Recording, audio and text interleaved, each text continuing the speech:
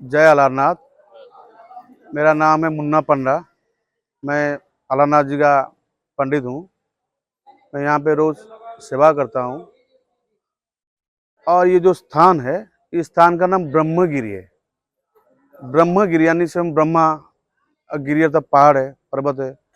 उसी टाइम में यहाँ पे पहाड़ था, पर्वत था, तो स्वयं ब्रह्मा जी ने यहाँ पर पहाड़े पर ऊपर बैठकर स्वयं ब्रह्म नारायण को प्रतिष्ठा किए थे। अभी जो भगवान का अभी नाम है अलारनाथ, लेकिन पहला नाम था ब्रह्म नारायण, क्योंकि सत्य युग में स्वयं ब्रह्मा जी ने यहाँ पे नारायण जी को प्रकट किए थे। इसलिए स्थान का नाम दिया गया था ब्रह्मगिरी और भगवान का नाम दिया गया था ब्रह्म नारायण। जब सत्य युग अंत हो गया, द्वापर आ गया, तो ब्रह्मा जी यहाँ पे नहीं रहे। वहाँ पे पूजा करने के लिए उड़ीसा में ज्यादा पंडित लोग नहीं थे। तो उसी टाइम में हमारा जो दक्षिण भारत जानते हैं, तमिलनाडु और साउथ इंडियन पंडित लोग यहाँ पे पहले आए थे पूजा करने के लिए। वो सब एक संप्रदाय था उनका, अल्बर अल्बर संप्रदाय का पंडित लोग थे। इसलिए वो 12 पंडित ने यहाँ पे पूजा किए थे, इसलिए भगवान का नाम रखे थे अल्बरनाथ। तो एक पंडा था, उनका नाम था श्री केतन। वो एक बच्चा था उनका उनका नाम था मधुसूदन। वो 10 साल का बच्चा था। तो श्री केतन ने बोला कि बेटा, मैं तो अभी पूजा नहीं कर पाऊंगा, क्योंकि अभी मैं निकल पड़ा हूँ भिक्षा करने के लिए, मैं तो पूजा नहीं कर पाऊंगा, तू जाके भगवान का पूजा कर। तो वो बच्चा था, वो बच्चे ने बोला कि बाबा, मेरे को भगवान का नाम नहीं आता है, तंत्र मंत्र पूजा पाठ मेरे को कुछ मालूम नहीं है, तो मैं क्या सेवा करूँ। तो उनके पिताजी ने बोला कि बेटा, ऐसा कुछ नहीं चाहिए, भक्ति में तू जैसा सेवा करेगा ना, भगवान जी प्रसन्न हो गए, तेरे को आशीर्वाद देंगे। और ठीक 12 बजे तुम्हारी माताजी तो खीर बना के देंगे, थोड़ा भोग लगाना है, बस इतना ही। तो ये बोल के उनके पिताजी चले गए भिक्षा करने के लिए, विदेश यात्रा चले गए। अगले दिन सुबह हो गया था। मधुसूदन ने मंदिर में आया, भगवान जी को स्नान किया, पानी में नहाया, फूल फूल लगाया और घर को चला गया। तो उनकी माताजी ठीक 12 बजे खीर बना के देते, जाओ बेटा भोग लगा जाओ, हम लोग खीर प्रसाद पाएंगे।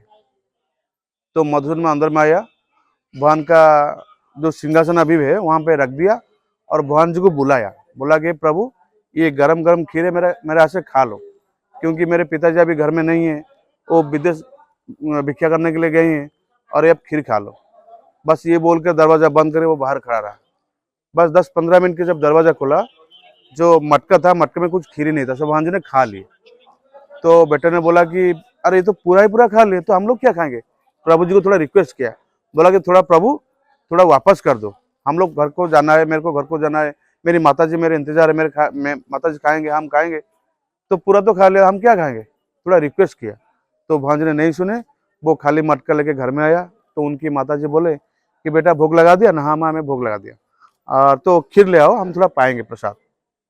तो मधु ने बोला कि माता जी, खीर तो नहीं है, सब भांज ने खा ली। तो ये बात सुनकर उनकी माता जी थोड़ा गुस्सा हो गए, क्रोधित हो गए, बोले कि क्या बोल रहा है तू, तेरे पिताजी तो कितना पूजा पाठ करके भगवान को भोग लगाया था, उनके यहाँ से नहीं खाए, तेरा से कैसे खा ली, और तू झूठ बोल रहा है मेरे को। नहीं माँ, मैं सच कह रहा हूँ, मैं सच कह रहा हूँ, मैं झूठ नहीं बोल रहा हूँ। तो माता जी को गुस्सा आ गया और बच्चे को 1-2 थप्पड़ लगाया। तो मधु ने बोला कि माता जी, मेरे को मार क्यों रहे हो, मैं तो सच कह रहा हूँ, सब भांज ने खा ली ना। ठीक है बेटा, आज तो हम लोग उपवास रहेंगे, क्योंकि कोई खाना नहीं खाने के लिए। तो उसी रात थोड़ा पानी पी के माँ बच्चे दोनों सो गए। तो अगले दिन सुबह फिर से हो गया था, फिर से मधुसूदन आया, मंदिर में भगवान को पूजा किया, फिर भोग लगाया, तो भांज ने खा ली। इसे 2 दिन चला, और 2 दिन से उनकी परिवार कुछ खाया नहीं, क्योंकि कोई बच्चा था, प्रसन्न नहीं था ना खाने के लिए। तो अगले दिन उनके पिताजी घर में आ गए थे। तो माता जी ने बोला कि बेटा को भेजा था सेवा करने के लिए, सेवा किया है, और बोल रहा है सब भांज ने खा लिया खीर, क्या चल रहा है, उसको पूछो, हम 2 दिन से उपवास है, क्यों उपवास है। तो उनकी पिताजी बेटे को बुलाया, मधुसूदन को बुलाया, बोला कि बेटा, ये क्या चल रहा है अंदर में, तेरी माता जी क्या बोल रहे, क्यों नहीं खाए, 2 दिन से उपवास क्यों है। तो मधु ने बोला कि नहीं बाबा, मैं भगवान जी को रोज 2 दिन से पूजा किया था, भगवान जी ने पूरा पूरा खा ली, तो मैं क्या करूं। तो उनकी पिताजी सुनकर उनको भी आश्चर्य हो गया, बोला कि क्या, मैं तो इतना पूजा पाठ करता हूँ, मेरे से तो नहीं खाए, और तेरे भगवान जी कैसे खा लिए, तू झूठ बोल रहा है। और उनके पिताजी भी थप्पड़ लगाया। तो बेटे ने बोला कि पिताजी, मेरे को मार क्यों रहे हो, मैं तो सच कह रहा हूँ, सब भगवान जी ने खा लिए ना। चल दिखा, अगर तेरे भगवान आज खाएंगे तो मैं मान जाऊंगा कि भगवान जी ने खा लिए, अगर नहीं खाएंगे तो मैं तू झूठा हो जाएगा, और तेरे को मैं पिटाई कर से गांव से निकाल देंगे। तो अगले दिन बाप बेटे मिलके मंदिर में आए, भगवान जी को मधुसूदन ने नहाया, फूल फूल लगाया और घर को चला गया। तो उनकी माता जी आखिर बार खीर बना के देते, जाओ बेटा भोग लगेगा जाओ। तो मधुसूदन ने घर में मटके में गर्म खीर लेके आ गया और सिंहासन में रख दिया और भगवान जी को बुलाया। बोला कि प्रभु, जैसे 2 दिन से मेरे हाथ से खीर खाए थे और आज खाइए, और मेरे साथ हैं पिताजी आपको दिखने के लिए, अब अगर नहीं खाएंगे तो मेरे पिताजी ने मेरे को कहा है मेरे को पिटाई करके गाँव से निकाल देंगे, क्योंकि मैं झूठा हो जाऊंगा। ये बोलकर 2-3 बार माथा टेका चढ़ा सिंहासन में, तो दरवाजा बंद करके बाहर खड़ा रहा। उसी टाइम में जो भवन का दरवाजा था, छोटा छोटा छेद था, वो छेद से उनके पिताजी झांक रहे थे कि सचमुच अंदर से क्या हो रहा है, कोई छुप के खा रहा है या भांज जाके खा रहे हैं। तो ये तो भक्त का भगवान है, भक्त का दुख सह नहीं पाए, सिंहासन से उतरा कर छोटा बच्चा बनकर गरम गरम खीर खा रहे थे। जैसे एक बार खाए, दूसरी बार खाए, जब तीसरी बार हाथ खीर में जैसे ऐसे उठाए थे, खीर हाथ में खीर था, तो उसी टाइम उनकी पिताजी श्रीकेतन ने दरवाजा खोलेकर भगवान का चक्र वाला हाथ को ऐसे पकड़ लिया। तो हाथ में गरम खीर था, यहाँ पे बूम गिरा, यहाँ पे जल गया है, और दिल पर एक निशाना भी आप देखेंगे, पूरा निशाना, पूरा दिल जल गया है और पूरा चक्र हाथ जल गया है। तो उसी टाइम से भगवान जी ने बोला कि हे पंडित जी, मेरा हाथ छोड़ दो, ये गरम खीर है, मेरा हाथ जल जाएगा, और जो वर मांगना है मांगो, मैं सब कुछ देने के लिए तैयार हूँ, लेकिन अभी का अभी मेरा हाथ छोड़ दो। तो वो पंडित तो गुस्से में था, थोड़ा लोभी था, और भगवान को बार बार बोला था कि अगर आप ऐसे खीर खाएंगे तो हम लोग क्या खा के जीवित रहेंगे, आपके हाथ में नहीं छोड़ूंगा। तो भगवान जी ने गुस्से में आकर बोला कि तुम सब लोभी हो, मेरे खाने पर तुम नजर लगाते हो, तुम अच्छा पंडित नहीं हो, और इतना पाठ तंत्र मंत्र बोलने से क्या फायदा, लेकिन तेरे बेटे के मन में इतना भाव था, इतना प्रेम था, तो मैंने खा लिए। मैं तो भाई एक बार भी बोल रहा हूँ, मेरा हाथ छोड़ दो, मुझे जो वर मांगना है मांगो, मैं सब दूंगा, लेकिन तुमने मेरा हाथ नहीं छोड़ा था, इसलिए मेरा हाथ जल गया। अब मैं तुम्हें श्राप देता हूँ, तुम जितना पंडित जी यहाँ पे मेरा सेवा करते हो ना, तुम रात के अंदर अंदर मारे जाओगे।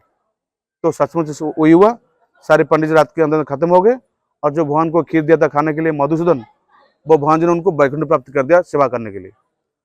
तो ये मंदिर बंद रहा। उसी टाइम में श्री चैतन्य महाप्रभु ने 1510 ख्रीष्टाब्द में मायापुर धाम छोड़कर चलते चलते पुरी में आए थे, जगन्नाथ जी का स्नान यात्रा टाइम में। जब मंदिर में पहुंचे तो दिखा कि जगन्नाथ का जो 4 दरवाजा है सब बंद हो गया था। तो जब चैतन्य महाप्रभु जगन्नाथ जी का दर्शन नहीं पाए, तो एक पंडित से पूछे, बोले कि पंडित जी, मेरे को जगन्नाथ जी का दर्शन चाहिए, ये दरवाजा क्यों बंद करके रखे हैं? तो पंडित जी ने कहा कि अभी जगन्नाथ जी को बुखार हुआ है, बीमार पड़े, ये 15 दिन मंदिर बंद रहेगा, और तुम जहाँ से आए थे वहाँ से लौट जाओ। तो महाप्रभु को यकीन नहीं आए, बोले कि पंडित जी आप झूठ मत बोलो, अभी भगवान को बुखार कुछ नहीं होता है ना। हाँ होता है, भगवान को बुखार होता है। तो ये बोल के पंडित जी ने चला गया। तो और एक पंडित जी आया, उनसे भी पूछे, बोले कि पंडित जी क्या हो रहा है, मंदिर क्यों बंद है? वो पंडित जी ने फिर से भी कहा, अभी भगवान जी को बुखार चल रहा है, तुम्हें दर्शन नहीं मिलेगा। तो उसी time Chaitanya Mahaprabhu heavy crying, रोने लगे, और वो रोते रोते जगन्नाथ जी को ध्यान किए।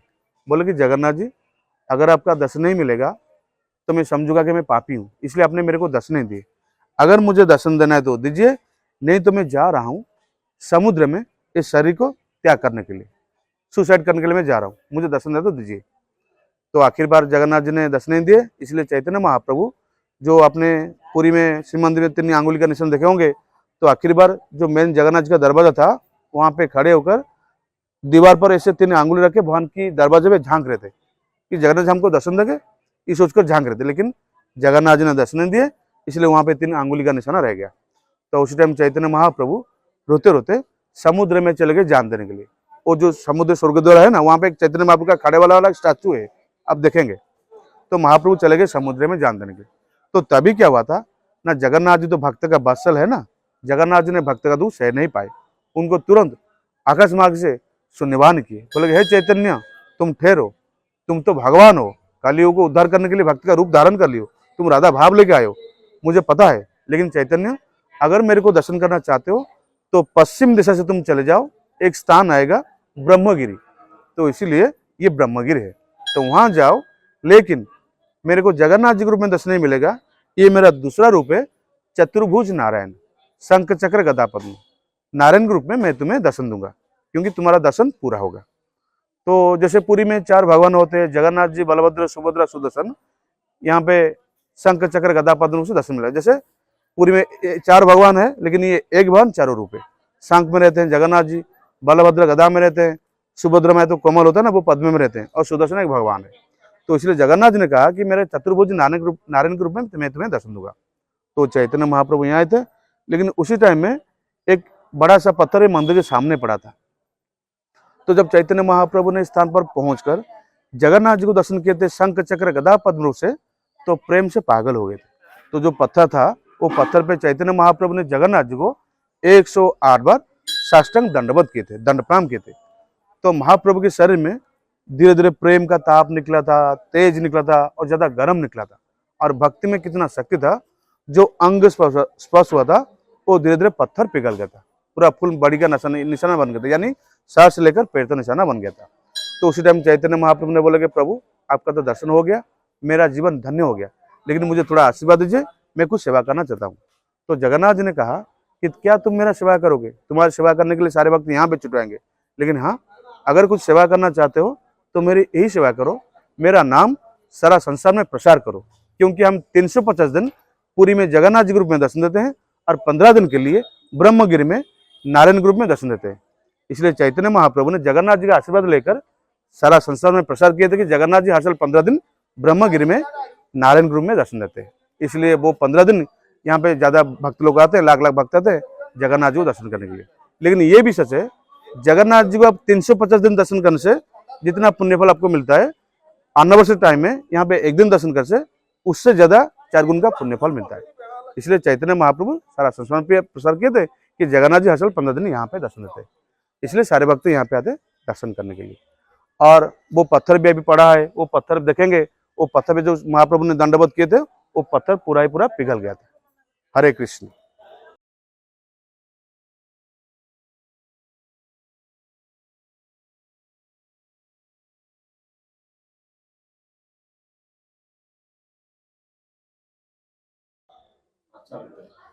यही वो शिला है जहाँ पे महाप्रभु ने दंडवत किए थे, ये पत्थर पे, तो पत्थर मेल्ट हो गया था। देखिए पहले निशाना,